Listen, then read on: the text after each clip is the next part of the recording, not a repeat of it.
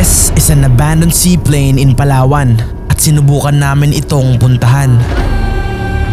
Naghanap kami ng pwedeng masakyan at kahit palubog na ang araw, tinuloy pa rin namin. Okay, so nandito na kami. Ito na yung seaplane. Gabihin man kami sa pagbalik, Halos wala ng araw dito. Nalilito kami kung kakaliwa ba kami o kakaanan kami. we explored this abandoned seaplane and this is your captain speaking. Braced for impact.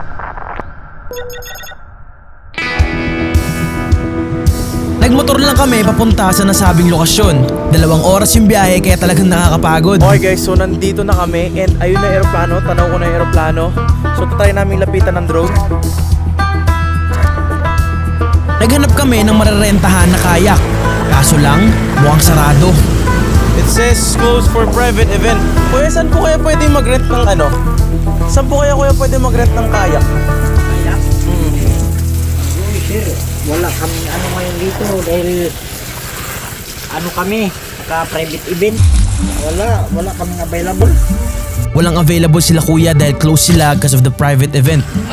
Tingnan pa namin yung ibang resort kung kaya namin makapunta doon. Kaya kailangan namin maghanap ng bagong mararentahan. Kuya, saan po kaya pwede mag-rent ng kayak? Pwede sir. May tinawagan lang sa saglit pero maya-maya lang, inangat niya na yung harang. Thank you kuya. Ang eroplanong ito ay pagmamayari ng isang foreigner who pioneered diving in Coron back in the 90s. Nabando na ito dahil hindi na kaya pa i-maintain. Mahirap at mahal ang maintenance ng mga seaplane. Sabayan pa ng busy ng mga schedules kaya ang dating eroplano na aalagaan at napapakinabangan ay nabubulok ng palutang-lutang at abandonado na ngayon. Dito na kami and dito kami mag-rent ng kayak para mapuntahan yung seaplane. Sana meron pa silang kayak. Kaya dumiretso na ako sa front desk kung pwede ba kaming rumenta ng masasakyan. Alright guys, good news. Makapag-rent tayo ng kayak. Pero bad news kasi ang laki ng camera. So, ayoko na mabasa yan. Kahit bawal natin dalhin tong malaking camera, meron naman tayo dito. Boom! Ganun lang yun, boy. Tingnan mo, liit lang yan, boy. Oh. Hey, pwedeng 4K. Tingnan mo yan, tol. Pwedeng 4K, pwedeng 8K yung resolution. Ito yung gagamitin ko. Insta360 Ace Pro. Parang ang vlogger niyan. So, ito na yung gagamitin kong camera. Ito, tatabi muna natin. Pumunta na kami kung saan nandun yung kayak. So nandito na kami. Doon ako sa harapan na lang. Ayusin mo Thank. Pasensya na kayo guys, walang drone shot. Matibasay kami naglalakbay nang bigla namin maalala may kasama pa pala kami. Hey Rich! Dude, we literally just... Okay, let me get off the rocks. Yo, wait up! Rich! Goodbye Rich! What? Ayusin mo lang What am I doing? Ba't wala tayo live base? Hindi na uso yun pare. Ngayon na. Lunod na ako, lunod. Pare, ba't wala tayo live base? Rin. May alon pare. May alon pare. Ayusin mo. Uy, may alon.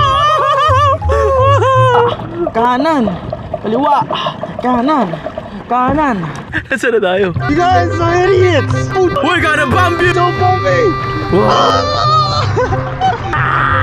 It's this way! Can you give us permission to bump you? Permission not granted!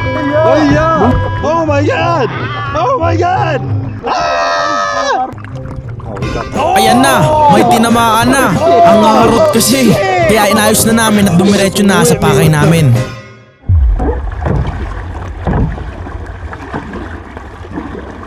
Ay, ito na guys, yung airplane. Ito na.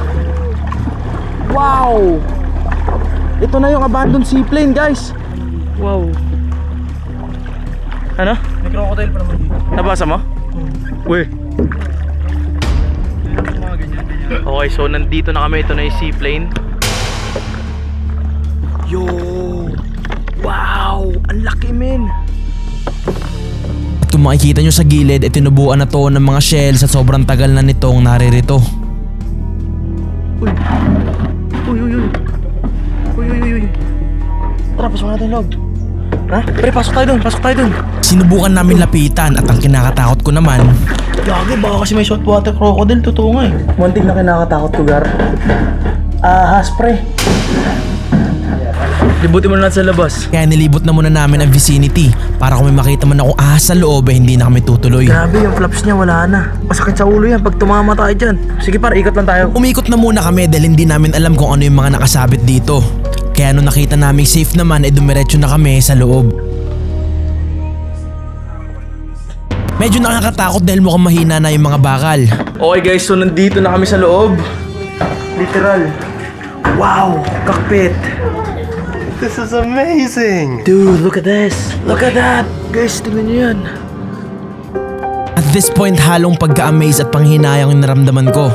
Cause this is a dream for me, ang maging piloto at magkaroon ng sariling eroplano.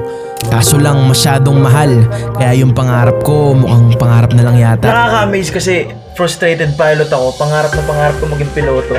Tapos kapag nakakita ako ng eroplano, nakaka-amaze talaga ako kahit mapalaki o mapamaliit na eroplano. Nakaka-amaze. Ito pa yung ano nyo, throttle nyo. Andito pa. Pero syempre, dito lang yung ano lang, lagayan ng throttle. Pero salvage na. Pero ito, gumagalaw pa rin. Nakaka-amaze, no? Grabe oh, napakalaki. First time ko makakita ng isang abandonadong eroplano sa gitna ng karagatan. And kung gusto nyo mag-overnight tayo dito, let's hit 30,000 likes. Inakyat namin yung itaas ng eroplano. Alright guys, right now, andito kami ngayon sa tuktok ng eroplano na to. Medyo nakakatakot lang kasi parang bibigay na yung mga bakal. Nandito ako ngayon guys sa puwetan ng eroplano. Look at that. As in, alam mo yung malintapak mo lang sa ibaba ka pupulutin? Ganun yung feeling.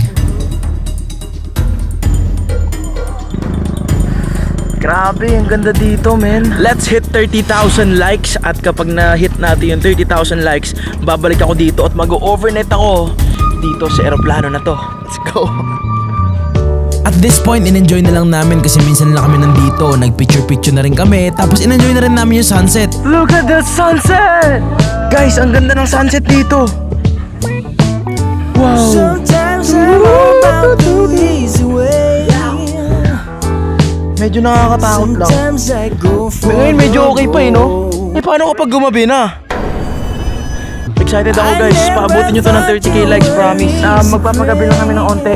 Kasi gusto talaga namin makita nyo rin yung sunset dito na naka-timelapse. Guys, look at this place. Sobrang ganda niya, man. You probably knew all You believe me, it's not. This is not a World War II seaplane. Look at the colors, bro. my It's still new. intention. Grabe, ang ganda ng pink skies na baka kalmado ng tubig, tapos kakaibang place, kaya ang sarap lang panoorin ng sunset. So guys, kailangan namin bumaba kasi halos wala ng araw dito. Kaya bumaba na kami para bumalik bago pa kami abutan ng dilim. Okay. Willie!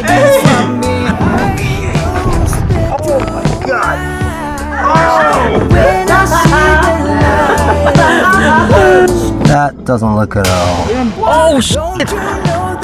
Nasugat si Rich. So we need to go back so we can get your first aid. Goodbye seaplane. Napakaganda niyan tingnan. Lalo sa isang frustrated na pilotong kagaya ko. Pangarap ko kasi maging piloto talaga. Kaya kapag nakakita ko ng mga eroplano, kahit abandonado or gumagana, talaga na-amaze talaga ako. And guys, 30k likes. Let's spend an overnight there. Babalik kami dito sa Coron. Nalilito kami kung pakakaliwa ba kami o kakanan kami. Medyo nakakatakot guys. Madilim-dilim na, nagkakayak pa kami. Pag kami nawala dito, tumob tong kayak, wala na. Eto na.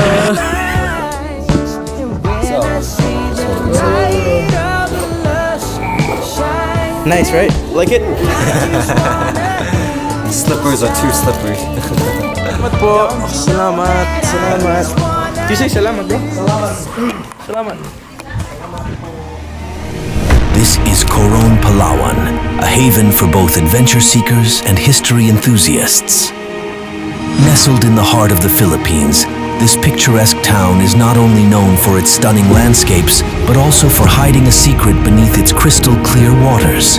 And today, Zark will explore the ships sunken years ago in the bottom of this ocean.